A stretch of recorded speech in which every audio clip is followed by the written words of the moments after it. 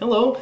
So our lecture topic for this lecture is raising funds for businesses. So if we think about managing personal finances, there's an expenditure side, right, where we spend money on things like shelter and food and education and all the different things we strategically choose to invest in for our personal life. And then there's an income side where you have salary from your work or investment income, or so all the different ways that the money comes in.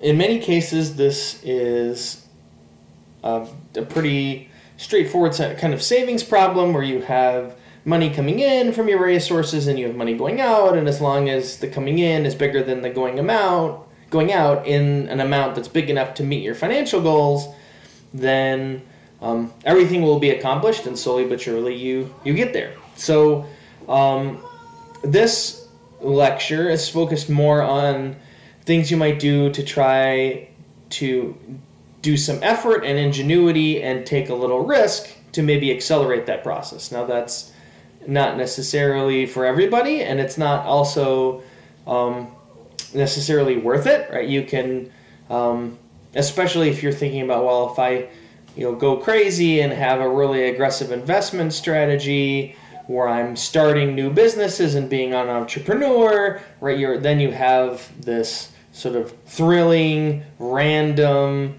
uncertain life that may ultimately be very lucrative, which then maybe you spend on showy things to show off for everybody, and now maybe your overall quality of life has gone down because you've done basically a bunch of things that were hard and were difficult and made you somewhat miserable for then something that wasn't even really good for you to have in the end anyway. All right, so there's definitely some personal strategy considerations to take into account before you think about doing like this, but obviously having created something successful is very rewarding, and so this lecture will talk about raising different ways to raise money to do an entrepreneurial activity that requires investment, maybe more than you could save up yourself, and that this is part of a personal wealth management strategy for some people, not everybody. Okay, so, there we go. Look at this unnecessary I there. So, when we thinking about financing a new venture, right? Where does this fit in our portfolio? Right? Even if we have a spectrum of passive investments like equities and some cash in the bank as a safety net and a job that pays a steady income, there are other things that you might try to tackle on the side to supplement income or maybe replace if they're successful. And so, for example, there are a lot of home-based businesses that people do. So let's imagine that you were a Mary Kay consultant, and so you're purchasing Mary Kay products and then trying to resell them to your clients at a 50% markup. And that this is something that takes time and energy, but that maybe is financially rewarding and maybe personally valuable. Maybe you really enjoy doing beauty consultations with other people, and so it's sort of like positive on all ends. You have an enjoyable little side thing to do that brings in some money, but to do that, it's in this case in particular, right? You would need money to buy your inventory of makeup ahead of time, and then when you turn around and sell it, you can recoup some of those costs to resupply your inventory and sort of have a rolling inventory of products as you sell. But so we could either save that up and use personal savings to do that, which works fine for something like a Mary Kay business, but obviously is not fine for all businesses, right? If you wanted to start an auto body shop, there is going to be significant startup costs to doing that, and that may require outside investment. So we're going to talk through some of the different ways you could get investment for an entrepreneurial activity that you would be doing as part of a personal wealth management strategy. So to get there, let's just do a metaphor and think about financing a car. And in a minute, we'll see how this all ties in. But this is something we're pretty familiar with, right? If I'm financing a car, obviously one way to finance a car is to pay cash for it. Well, you'd say, well, maybe is that really financing? Maybe that's the example of not financing a car. But I would disagree with that for the following reason, right? If I have enough cash on hand to pay for a car in cash, that's great. However, that cash that I had on hand to pay for the car could have also paid for maybe a portfolio of stocks or a CD, right? So in effect, paying cash for my car is financing my car out of personal cash equity, right? And that's fine, but it's still a financing strategy, right? So the idea of paying cash for a car is a financing strategy. Obviously, the more typical kind of transaction is to get an auto loan from a bank or an auto lender, and so we're doing some portion of the payment as a cash payment, and then the remainder is financed at an interest rate. So that would be a purchase, right? So that is a debt facilitated purchase. But we also know, right, that you can lease a car, right? You can rent them instead of buying them, and that this leads to somewhat smaller monthly payments relative to purchase, but a longer cost to own over time, because you don't have the months or years at the end of the payment period where you don't pay anything, right? If I have a 5-year loan on an automobile and my car lasts 8 years, those 3 years at the end of the purchase don't require payments on the car itself, and so you end up ahead for that reason, generally on a dollar to cost to ownership basis relative to a lease. But so those are kind of like the three traditional ones you'd think: pay cash, finance with debt, finance with a lease.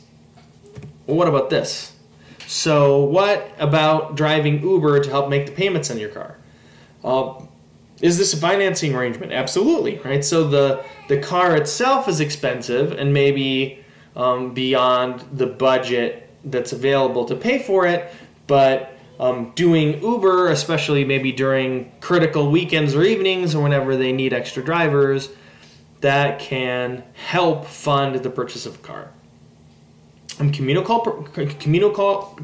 car purchase, right? This is not particularly common for some cultures in the United States, but it is actually quite common in other cultures in the United States, right? So you can think of maybe you're a family it's a very close-knit family with maybe a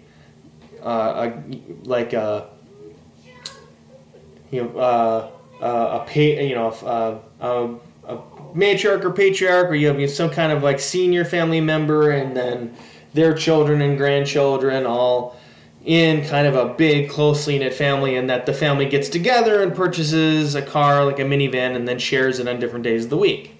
And so that is obviously a lot cheaper than every different family having their own car, and would constitute a financing arrangement, right? It's a different way of doing it. You could use car batteries as part of a renewable energy installation. So this is, actually a long-term plan for thinking about owning a Tesla, right? So if I have a bunch of batteries in my car, I can hook my car up to the grid, and if you live in, say, Phoenix, and you have near world record temperatures and everybody's running their AC like crazy, if you're allowed to, you can feed the juice from your car batteries onto the grid when the grid needs it most, and then put it back in your car in the daytime. And depending on your electric utility, some utilities have different pricing rates depending on the time of day. So you can buy cheap electricity and sell expensive electricity and profit using your car battery as the medium of exchange, right? So again, a financing arrangement to help make affording an expensive car, like a Tesla, more affordable. Also, right, this is the New York City version where you don't actually own your car, you just take taxis every time you need to go somewhere.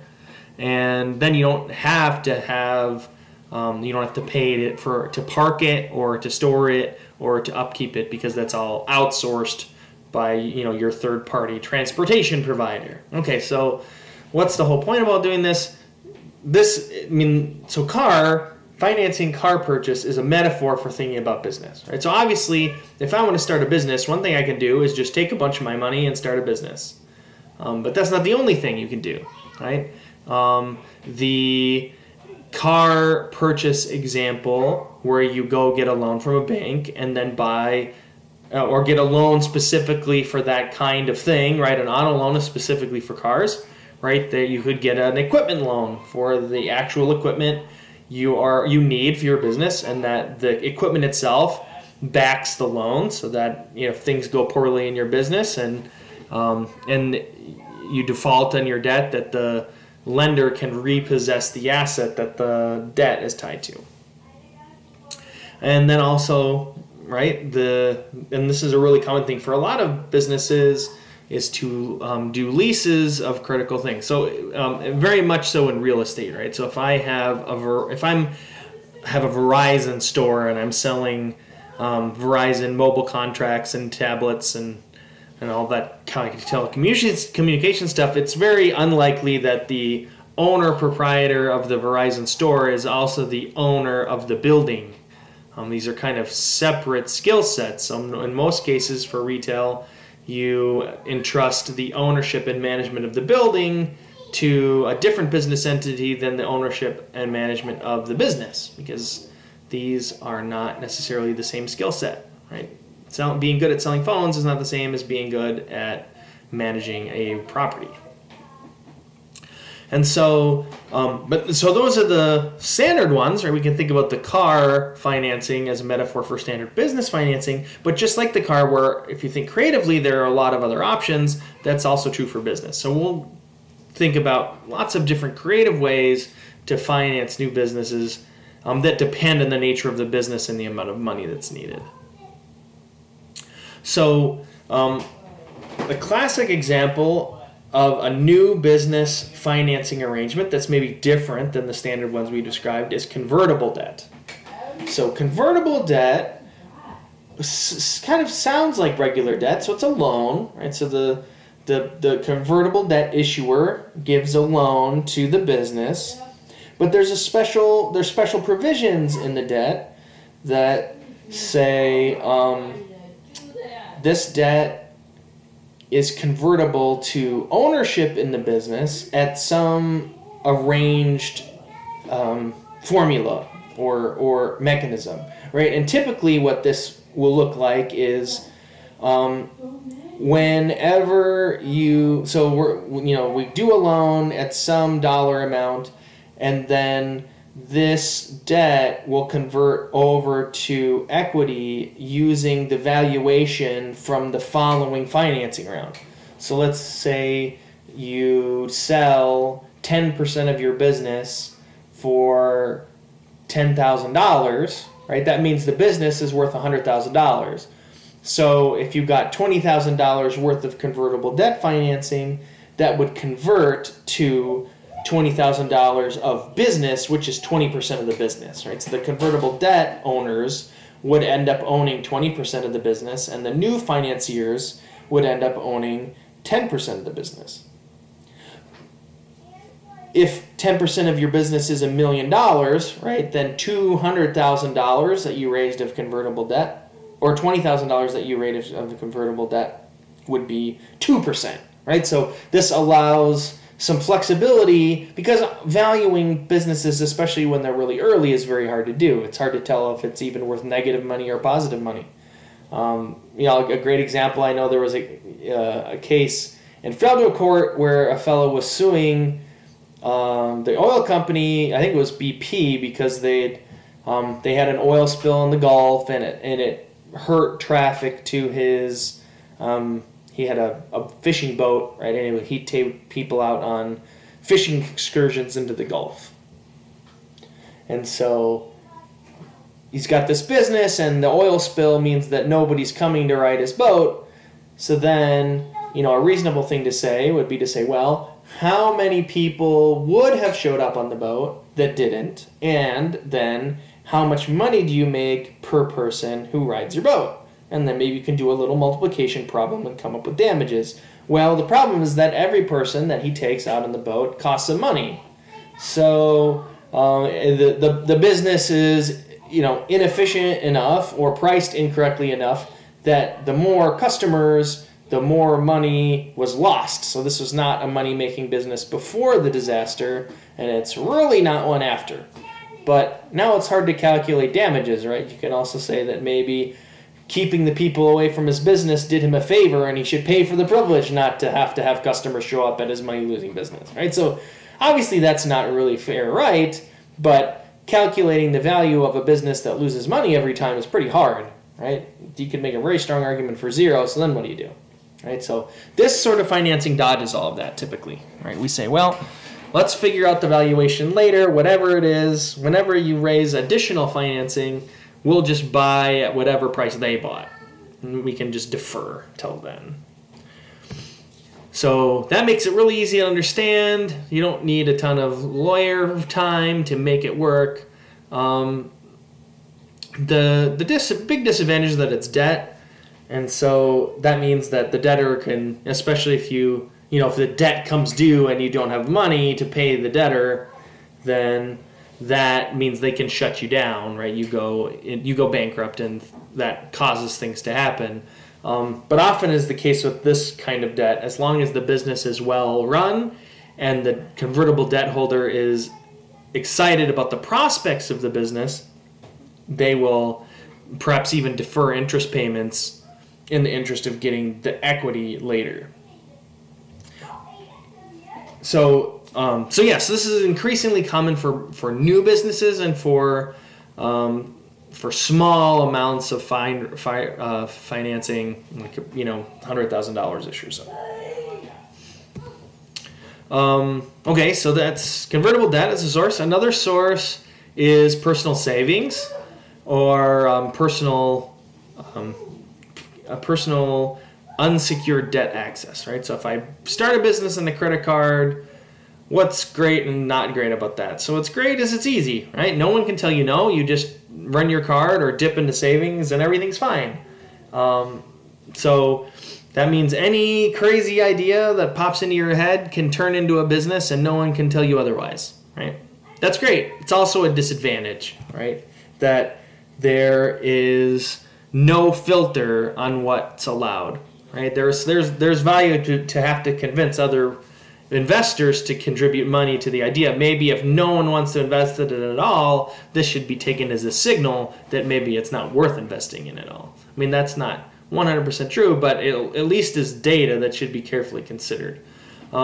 Additionally, there's a big emotional cost to doing this, right? So if you start a business with your own money and it goes poorly, then you get to live with the financial consequences of that for a long time, right? If you start one with investment from a diversified fund, they suffer the consequence of the failure of the business, and then you have whatever emotional consequences come from it not working out, but it's not emotional and monetary consequences. So savings, so dipping into your own savings to start a business is emotionally risky, and but is convenient in the short term, among other things.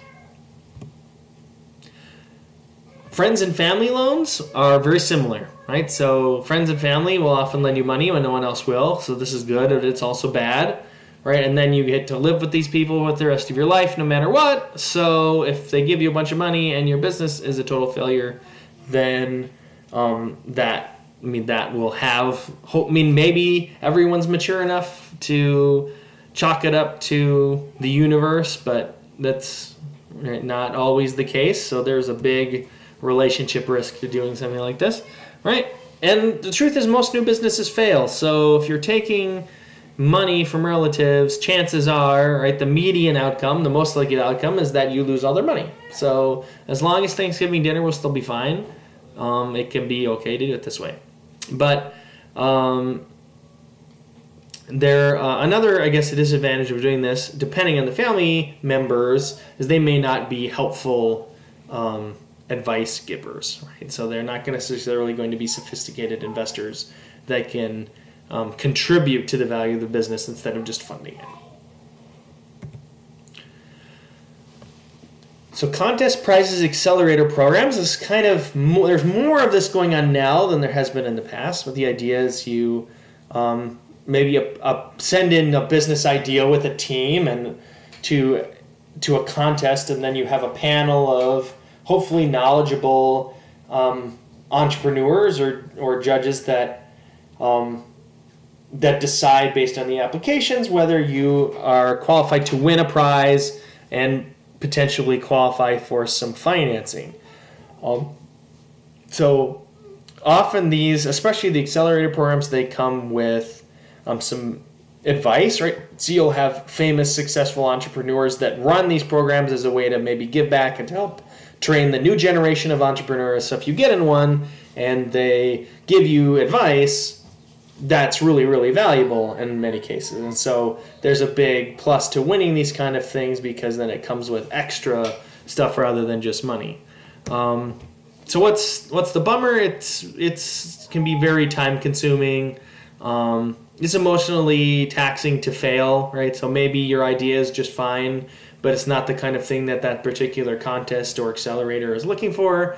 And so maybe you feel like a failure even though really you're not, but you don't have any evidence otherwise, right? So there's some, mostly it can be distracting and draining if you try and don't get it, right? So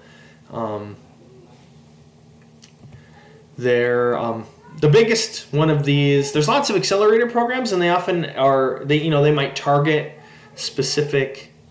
For example, maybe say, oh, we want to have more startups in Detroit, so we're going to do a Detroit accelerator and try to do Detroit-based businesses. Or maybe you have an accelerator that focuses on women or minorities or young people, that kind of thing, right? So I know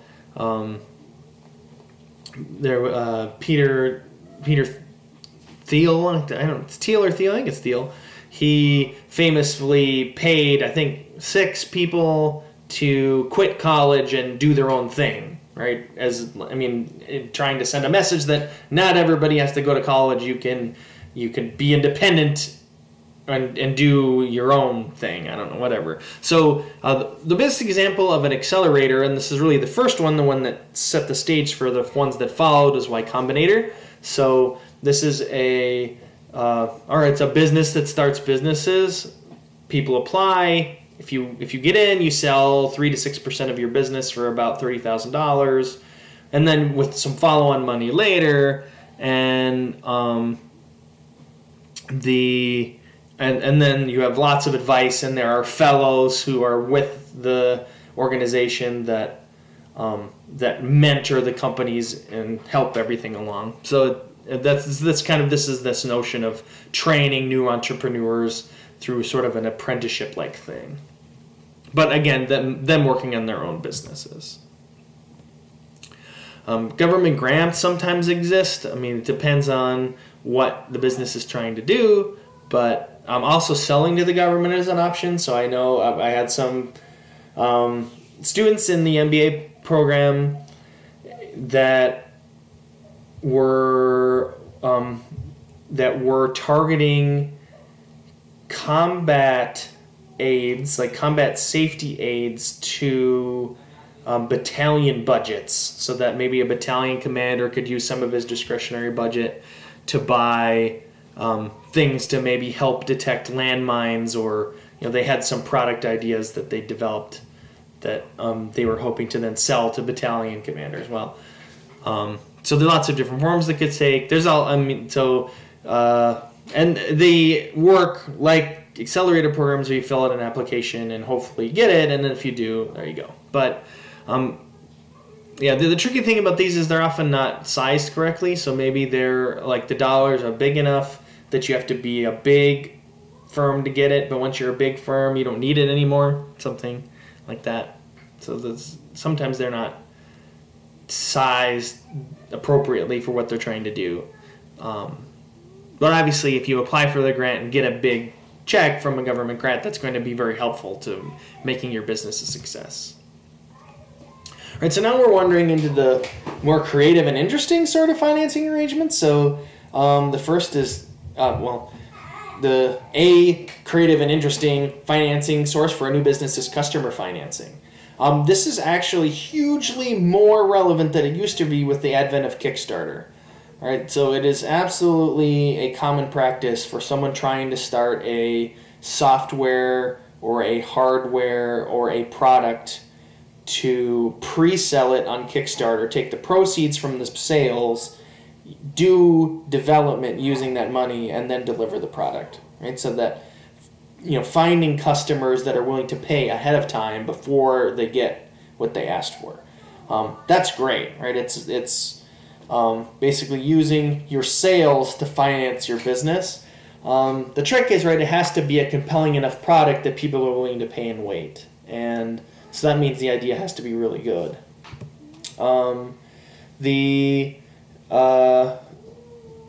The other big issue too is that since you've pre-sold the customers, you're kind of beholden to them to deliver what they asked for. And if you made a lot of promises to different customers for different versions of the product, you can end up needing to make a different product for each individual customer, and then now you're just doing consulting instead of actually having a business. And so that's something that can sneak up on businesses doing customer financing. But in general, if customer financing is possible, it's really great to do because you get money up front while you're generating sales, and that matters a lot. Vendor financing is very similar. So this, instead of getting the customers to sell ahead of time, you get the suppliers to delay costs. So suppose I was selling software. I might allow, let's say I'm a vendor, and I might allow my company to sell as many licenses as I want, take the money from the sales of those licenses, keep it for 30 days, and then return it to the vendor. Right? So maybe I could get a 30-day window to pay the vendor their share of the sale.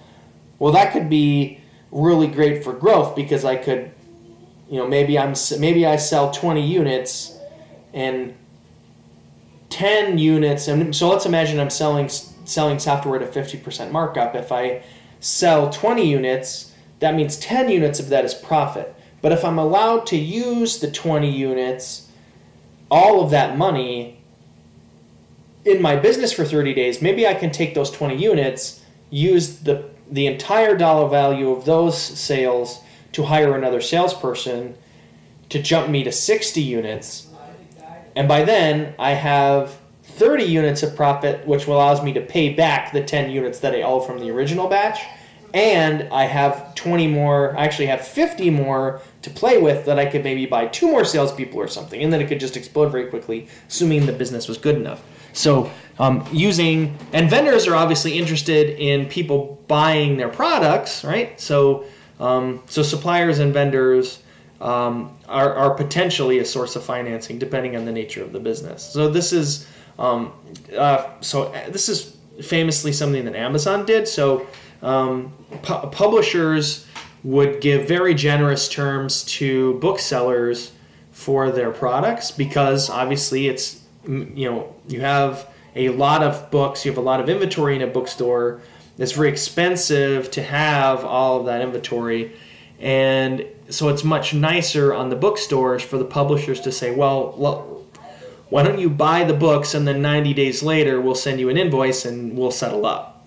And hopefully by that time, some of those books have sold, and that way the sales, right, the sales that actually worked can help finance the books that need to sit on the shelf for longer to actually move.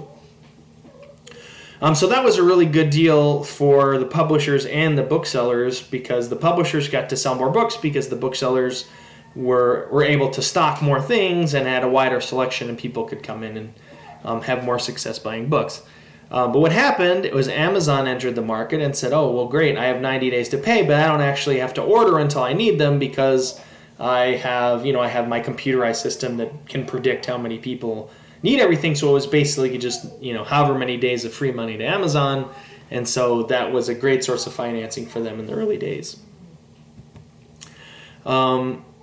So additionally, like often a vendor might purchase a share in the company and say, oh, well, we'll just own a big chunk of you, and then we're interested in your success anyway on both sides. So, and that can be great too, but again, that means that you as the entrepreneur would own less of the business.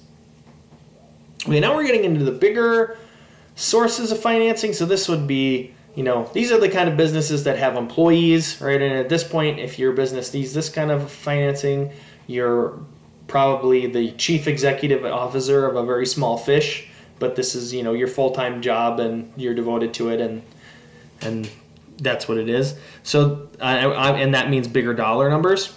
So angels are a source for the kind of financing that those businesses need. So angels are wealthy individuals that are often past successful entrepreneurs that in a semi-retirement invest their entrepreneurial funds in other businesses and then give advice from their personal experience.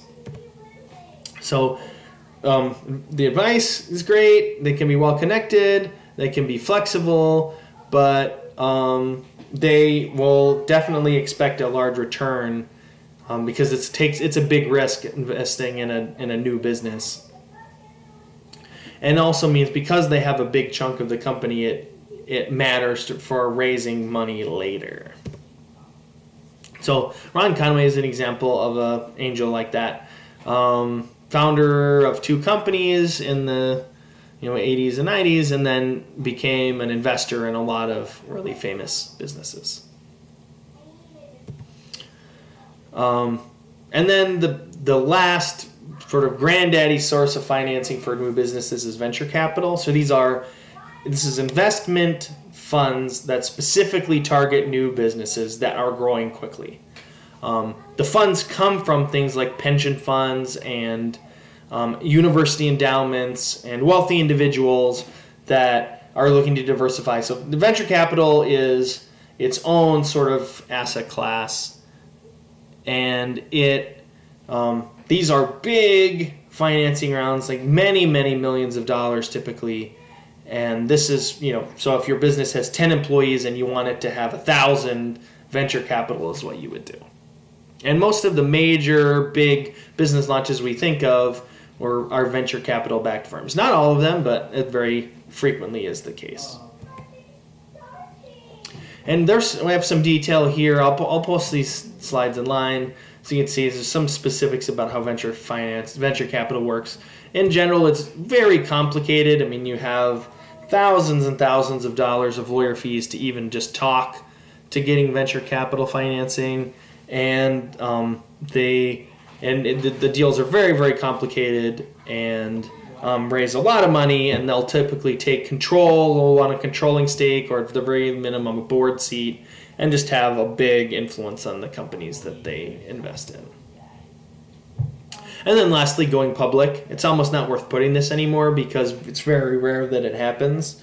It was much more common in the 80s. Companies would go public, raising $5 million or $10 million, and this is definitely not the case now. It doesn't make sense to raise public money unless you're raising, $100 million probably or more. It generates about $1 million worth of paperwork a year to be a public company, so you won't do that on purpose unless you need it.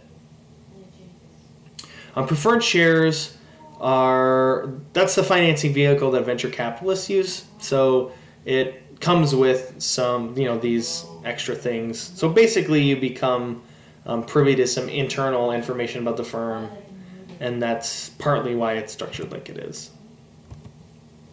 There's also new business debt. So for really small companies, there's things like SBA loans and business loans from a bank. These are different. So this would be if I'm a company that has venture capital financing, and say I have a new round that's coming that a venture capital firm has committed to invest. I might use the commitment to invest by these firms as collateral to get a loan to fund the operation of the business. So that's for bigger firms. Capital equipment loans and leases. So if you have an expensive physical part of the business, loaning or leasing that particularly can come with better financing terms because it's repossessable. Right? General financing that's used for whatever is almost always more expensive than specific financing tied to a particular thing. Bridge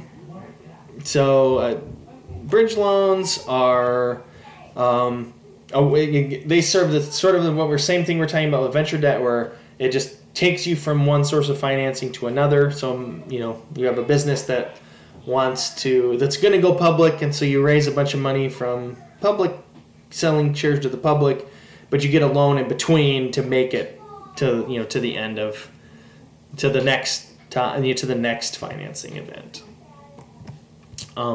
Working capital financing would be that's more relevant for a smaller business. So this kind of financing is very simply it is paying your bills slowly and collecting on what's owed you quickly, right? So if you pay your bills slowly and collect quickly, that means that there's money that comes in that doesn't have to leave yet, and that money piles up and then can be used for things, right? So that's really great, especially for growth, because then the more you grow, the more that difference will add up to bigger dollar numbers. And the opposite is true. Right? If you collect really slowly and pay quickly, then you have this big gaping hole that demands cash. So any healthcare business operates like that. The collections take forever, either from individuals or from insurance companies, then the bills generally accrue pretty quickly. So obviously not paying your bills on time and pushing it as long as you can, there's a reputational cost to that, right? It's not probably the best way to do things, but it's especially if the payment comes with terms specifically for this kind of thing that you can use it as a business owner to your advantage. For example, I think so if you think about when my gas utility in Utah, if you didn't pay your bill on time, it was a $0 late fee, and they charged you like a 2% interest rate annually on your outstanding balances on your bill.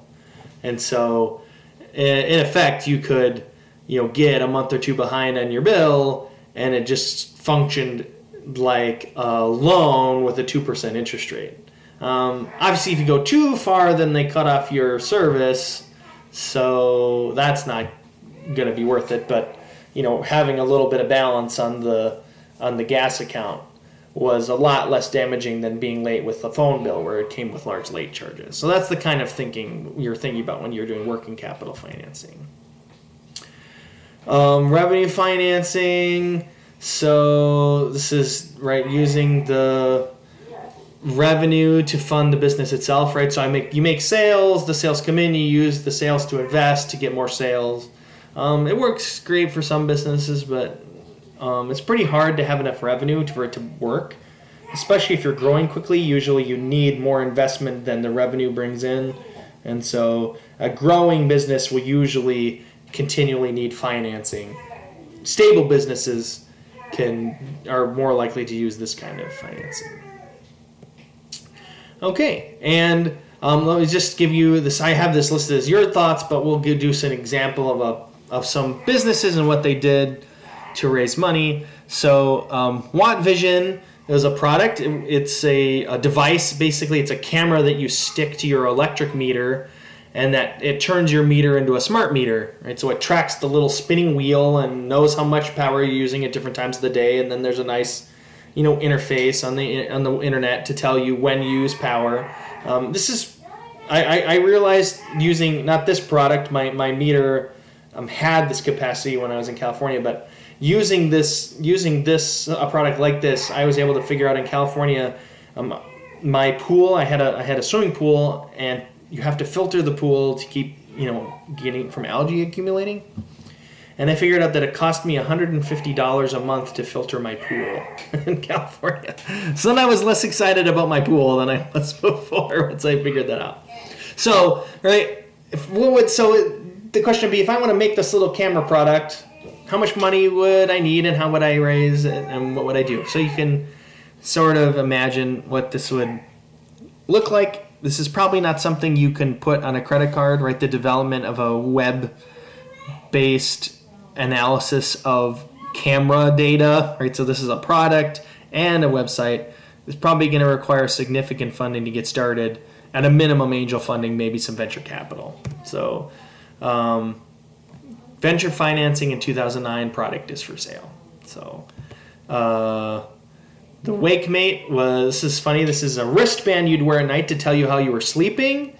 Though all it was is a Bluetooth wristband. And there's lots. We have products like this now for our phones, but at the time of this, at the development of this, smartphones weren't common, and so, or they didn't have they didn't have accelerometers in them, and so it was a wearable that would broadcast and then analyze the data.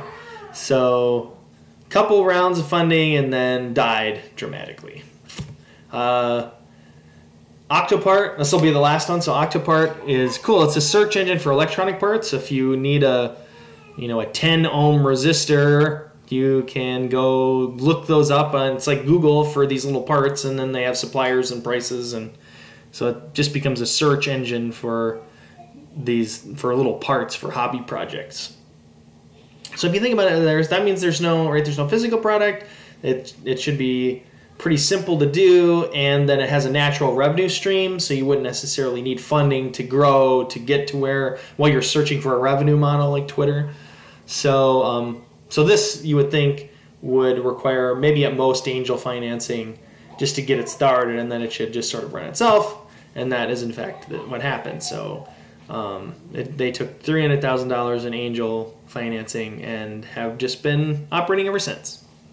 So that is a big picture about raising funds for small business. So that, which again, doing a small business or a side business can be an important part of a wealth management strategy. Just like maybe an investment in residential or commercial real estate is an effective business in and of itself that would follow these rules as well. So obviously this is not something that's always there, but sometimes it's part of a strategy, and so it's good to have a handle on the different ways that financing can happen for these businesses, so that way it's not just all coming out of savings all the time. All right, so that was Raising Funds, and I will talk to you later.